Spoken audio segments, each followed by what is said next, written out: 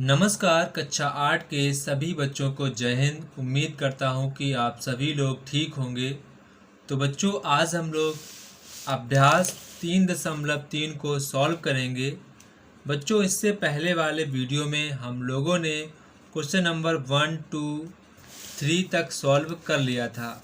तो बच्चों, आज हम लोग क्वेश्चन नंबर 4 से सॉल्व करेंगे। तो बच्चों, ये आपका जो क्वेश्चन है काफ़ी ज़्यादा इम्पॉर्टेंट क्वेश्चन है। सभी बच्चे क्वेश्चन को पढ़ेंगे।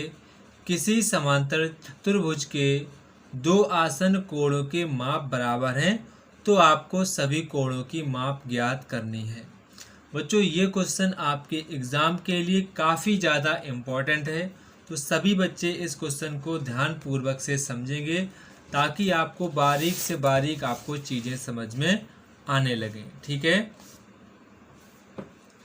तो उसी के आगे आप लोग लगाएंगे क्वेश्चन नंबर 4।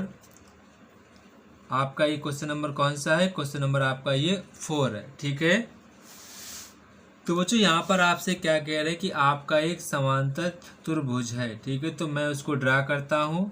ये मैंने बना लिया। ठीक है, समांतर चतुर्भुज बना लिया। ठीक है, समांतर चतुर्भुज, समांतर चतुर्भुज। अब बच्चों इसके नेम में डाल लेते A, B, C, D।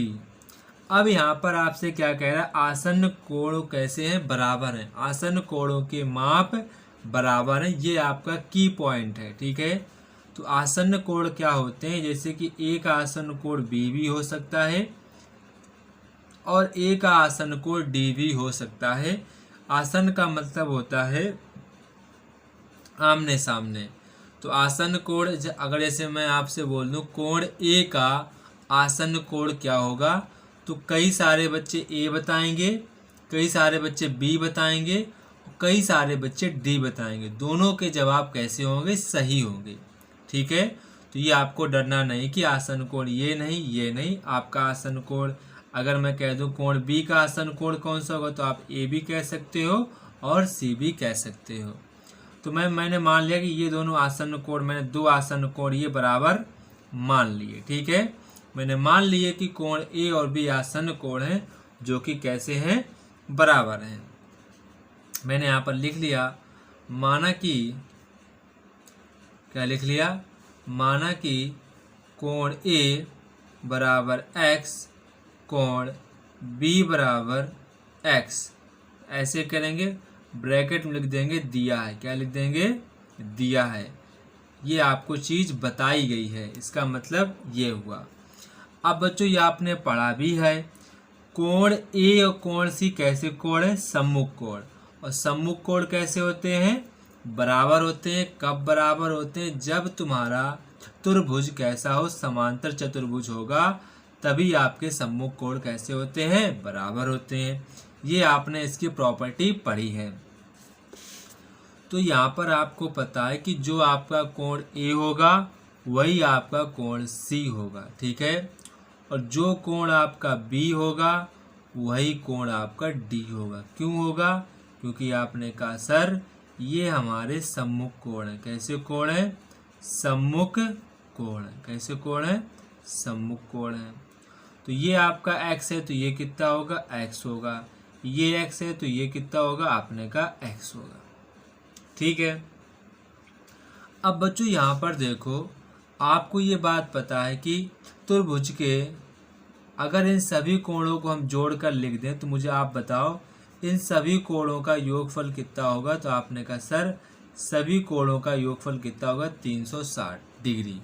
क्योंकि आपको पता है किसी भी क्वाड्रिलेटर के इंटीरियर एंगल का सम हमेशा 360 डिग्री होता है। मतलब किसी भी चतुर्भुज के सभी अंतः कोणों का योगफल 360 डिग्री होता है। तो यहाँ पर आपको पता कोण A भी आपका x है, कोण B भी आपका x है, कोण C भी आपका x है, कोण D भी आपका x है। तो x plus x plus x plus x बराबर 360 डिग्री। तो ये आपका हो जाएगा 4x। कितना हो जाएगा? 4x। ये आपका 360 हो जाएगा। अब आपके 4 कहाँ चले जाएंगे? तो आपने कहा सर 4 हमारे अपॉन में कहाँ जाएंगे? अपॉन में। तो ये आपका 90 टाइम्स पूरा पूरा कट जाएगा। तो बच्चों यहाँ पर आपकी x वैल्यू आ गई 90 डिग्री। कितनी आ जाएगी? 90 डिग्री। आपसे पूछा गया है सभी कोणों की माप बताओ, तो आप कह देंगे सभी कोणों की जो माप है आपकी 90 अंशी निकल के आएगी। कितनी निकल के आएगी? 90 अंशी निकल के आएगी। ये आपका आंसर निकल के आ गया है। तो बच्चों आप सभी लोग इस क्वेश्चन को अच्छे प्रकार से नोट करेंगे ताकि यहाँ पर आपको समझने में कोई भी दिक्कत ना हो। वीडियो को पॉज किया करो, फिर आराम से नोट करते रहा करो, ठीक है। इसके बाद आपका क्वेश्चन नंबर यहाँ पर 5 है। क्वेश्चन नंबर 5, समांतर चतुर्भुज PQRS में कोण P जो आपका है 70 अंश है, तो दूसरे सभी कोणों की माप आपको ज्ञात करनी है। ये काफ़ी आसान क्वेश्चन है, ये भी आप देखेंगे। ये आपको पैरेललोग्राम दिया गया है, जिसको हम लोग हिंदी में क्या कहते हैं? समांतर चतुर्भुज कहते हैं, ठीक है। तो इसके हम लोग नाम लिखते हैं, आपका P है या आपका Q है। आप इसमें फिगर देखेंगे PQRS। आपको कोण P दिया गया है कितने अंश का? 70 अंश का। तो आपसे कहा गया है कि आपको सभी कोणों के मान ज्ञात करने हैं। तो आपको कोण P कितना दिया गया? आपको कोण P दिया गया 70 अंश, ये आपको दिया गया, जिसे हम लोग कहते हैं गिवन। क्या कहते हैं? गिवन, ठीक है। हमको ये बात बताई गई है।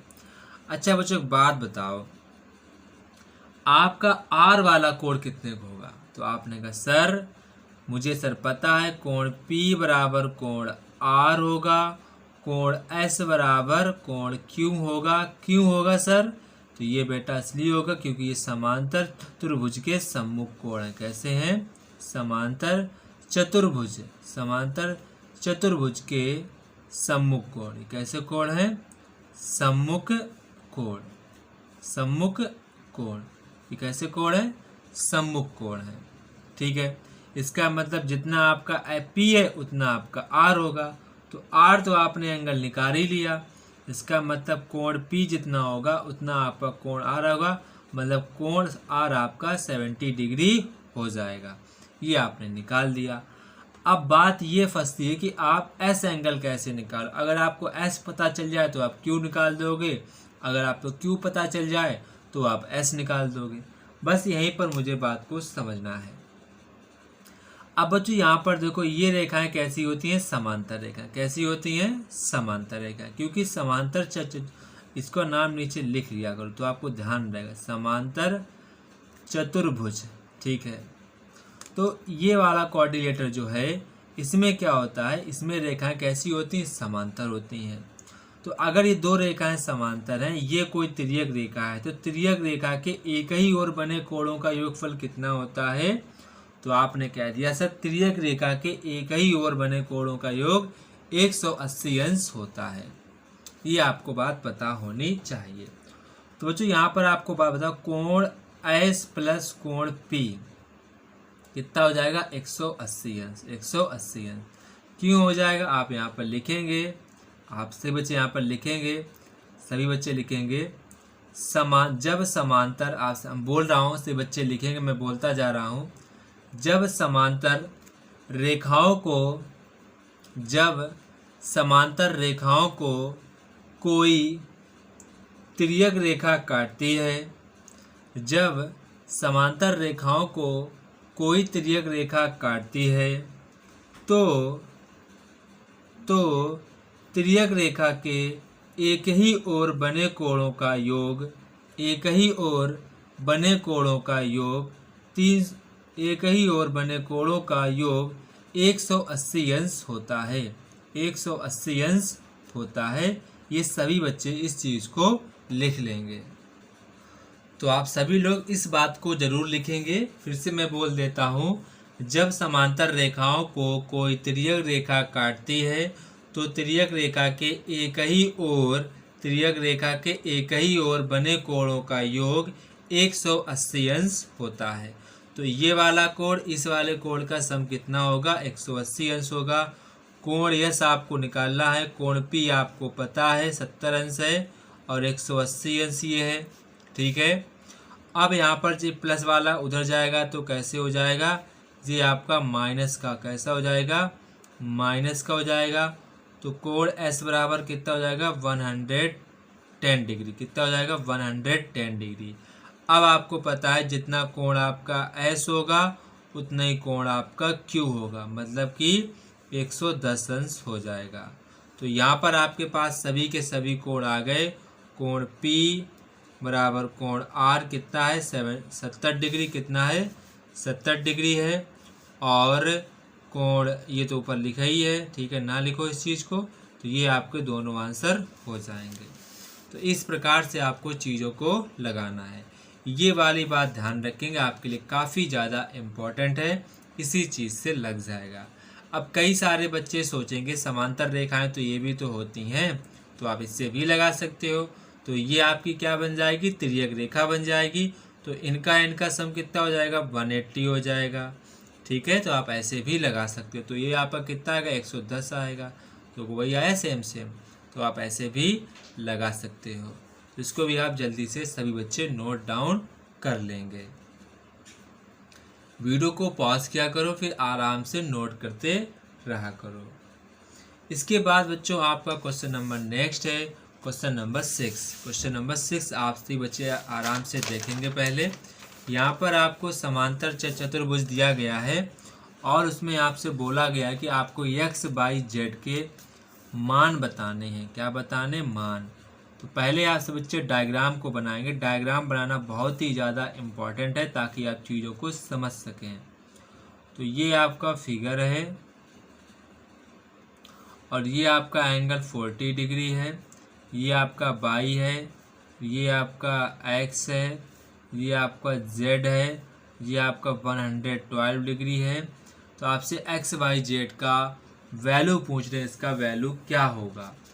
तो बच्चों सबसे पहले आपको जो नाम लिखा वो नाम लिखो A B C D, A B C D। तो यहाँ पर आपको कोई भी दिक्कत नहीं होगी, ठीक है। सबसे पहले आपको क्या पता है कि जो आपका ABCD है वो आपका क्या है, समांतर चतुर्भुज है। समांतर चतुर्भुज है। क्या है आपका, समांतर चतुर्भुज है। ये आपको पता होना चाहिए। और बच्चों आपको ये भी पता होना चाहिए कोण जो आपका A है वो कोण C के बराबर होगा। जो कोण आपका B है वो कोण D के बराबर होगा। क्यों बराबर होगा, क्योंकि सर ये हमारे कैसे कोण हैं, सम्मुख कोण है। कैसे कोण है, सम्मुख कोण है। कैसे कोण है, सम्मुख कोण है। तो ये आपको पता होना चाहिए। अब बच्चों यहाँ पर आप चीज़ जानेंगे, क्योंकि आपको पता है जितना आपका कोण D होगा वही कोण आपका B होगा। अगर बच्चों कोण B की वैल्यू आपकी 112 अंश है तो कोण D की वैल्यू कितनी हो जाएगी, 112 अंश हो जाएगी। तो बच्चों D की वैल्यू यहाँ पर आपने क्या लिखी है, y। तो कोण y का मान कितना हो जाएगा, 112 अंश। 112 अंश की जो कोण D था उसका नाम क्या था, y। तो मैं D की जगह क्या लिख दिया, y। यहाँ पर आपको कोई दिक्कत, यानी कि y का मान आपका निकल के आ गया। अब बच्चों जब आपके पास y का मान निकल के आ गया, 112 अंश निकल के आ गया, अब आपके पास x का मान निकालना है, z का और मान निकालना। कैसे निकालेंगे वो चीज़ और आप सभी बच्चे समझेंगे, ठीक है।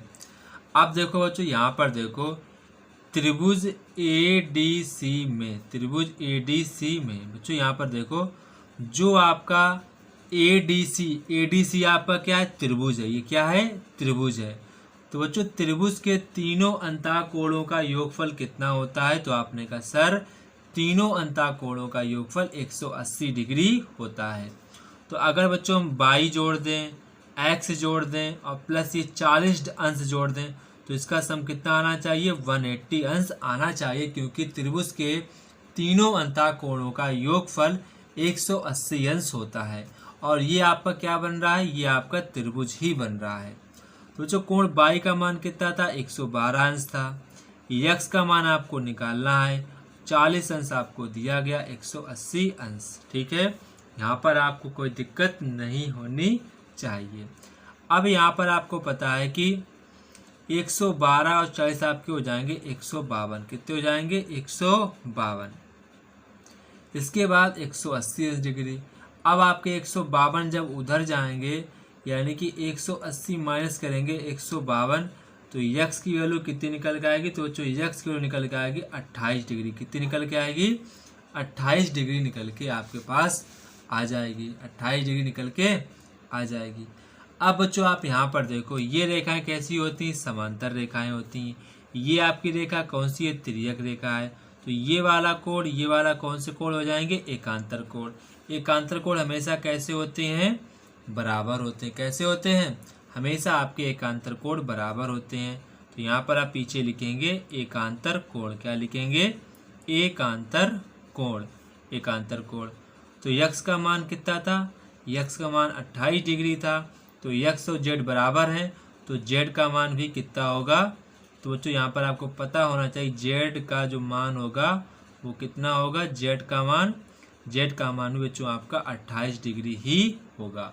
तो आपका वाई का मान निकल आया, यक्स का मान निकल आया और जेड का भी आपके पास मान निकल के आ गया। तो बच्चों इस प्रकार से आपको क्वेश्चन को लगाना था।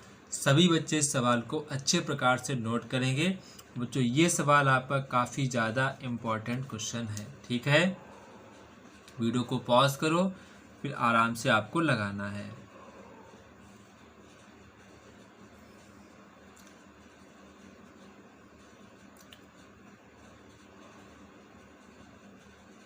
इसके बाद आपका क्वेश्चन नंबर 7 है। क्वेश्चन नंबर 7, निम्न आकृति में PQRS एक समांतर चतुर्भुज है, तो यक्स और वाई का मान बताना है। यहाँ पर आपको कोऑर्डिनेटर दिया गया है, इसमें आपको यक्स और वाई का मान बताना है। ठीक है, देखो बच्चों ये जो सवाल है, कई सारे, जो मैं पिछले साल की बात कर रहा हूँ, कई सारे स्कूल में छोड़ दिया गया था कि गलत सवाल है, लेकिन गलत सवाल ये नहीं है। ठीक है, आपको मैं पूरा लगा के बताऊंगा ABCD। ठीक है, आपको यहाँ पर ABCD नहीं, यहाँ पर आपका PQRS लिखा, तो आप PQRS लिखो, उससे कोई फ़र्क नहीं पड़ता है। ठीक है, लेकिन आपकी जो वैल्यू है वो सही लिखी होनी चाहिए। ये आपकी 26 लिखी है और ये आपकी 3x लिखा है और ये आपकी 18 लिखी है। तो यहाँ पर आपसे x और y का मान पूछ रहे हैं। बच्चों यहाँ पर आपको सबसे पहले ये बात पता होनी चाहिए कि ABCD क्या है। आपका ABCD आपका समांतर चतुर्भुज है। क्या है? समांतर चतुर्भुज है। क्या है? समांतर चतुर्भुज है। ठीक है, यहाँ तक कोई दिक्कत नहीं। अब बच्चों ये बात बताओ, समांतर चतुर्भुज की सम्मुख भुजाएं कैसी होती हैं? तो आपने कहा भैया समांतर चतुर्भुज की सम्मुख भुजाएं बराबर होती हैं। कैसी होती हैं? बराबर होती हैं। मतलब जितनी आपकी AB होगी उतनी आपकी CD होगी, जितनी आपकी AD होगी उतनी आपकी BC होगी। तो यहाँ पर पीछे क्या लिखोगे? सम्मुख भुजाएं। क्या लिखोगे? सम्मुख भुजाएं लिखेंगे बराबर होती हैं। सम्मुख भुजाएं बराबर होती हैं। सम्मुख भुजाएं बराबर होती हैं। अच्छा एक बात बताओ बच्चों, यहाँ पर AB बराबर CD, तो क्या हम ये नहीं लिख सकते हैं AB माने कि 3-1 बराबर में CD की वैल्यू कितनी है? 26। क्या मैं ये नहीं लिख सकता हूँ कि AB बराबर CD, मैंने इसके बराबर ही लिख दिया, कोई गलत तो किया नहीं। AB बराबर CD यही तो लिखा है। बिल्कुल आपने कहा सर सही लिखा है। अब बच्चों जब आपका ये उधर जाएगा बन, तो कैसा हो जाएगा? तो बन आपका पॉजिटिव हो जाएगा। कैसा हो जाएगा? पॉजिटिव हो जाएगा। तो ये आपके 3/3 ये आपका हो जाएगा 27 और 3 बन जा 3, 3 9 जा 27। तो बच्चों y की वैल्यू आपकी निकल कर आ जाएगी 9। कितनी निकल कर आ जाएगी? 9 निकल के आपके पास आ जाएगी। इसी प्रकार बच्चों आपको पता है AD बराबर BC, तो क्या हम AD बराबर BC ऐसे नहीं लिख सकते? क्या आपने कहा सर बिल्कुल लिख सकते हैं, क्योंकि अगर AD बराबर BC है तो इनकी वैल्यू भी हम बराबर लिख सकते हैं। अब आपका ये कट जाएगा, गुणा वाले किस में जाते हैं? आपने गुणा वाले भाग में जाएंगे। 3 × 3 3 × 18, तो x वैल्यू कितनी निकल के आ जाएगी? x वैल्यू आपकी 6 निकल के आ जाएगी। तो ये आपके आंसर निकल के आ जाएगा। तो जो इसको भी आप सभी लोग अच्छे प्रकार से आपको लगा लेना है। ठीक है,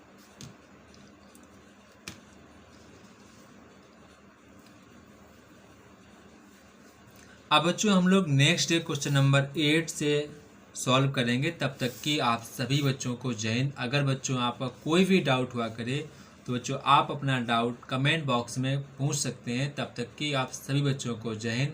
बच्चों आप लोगों को कमेंट बॉक्स में कमेंट करके बताना है कि आपको वीडियो कैसी लगती है, वीडियो में क्या क्या दिखते हैं वो आप लोग कमेंट बॉक्स में कमेंट करके बताएं ताकि उन चीज़ों पर सुधार हो सके।